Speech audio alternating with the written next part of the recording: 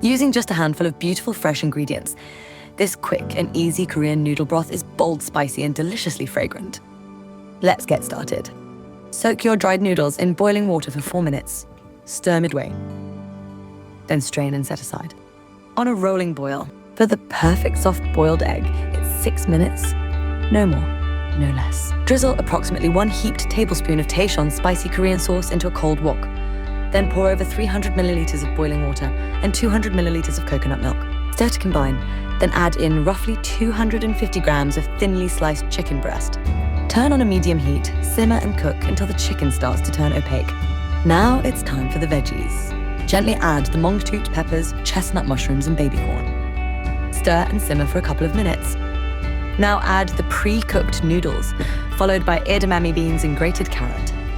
Once the chicken is cooked through, finish the dish with the pak choi, extra chili, spring onions, and coriander. Remove from the heat, add the egg, and serve. Korean noodle broth done properly? It's got to be Taeyeon. Simply sensational.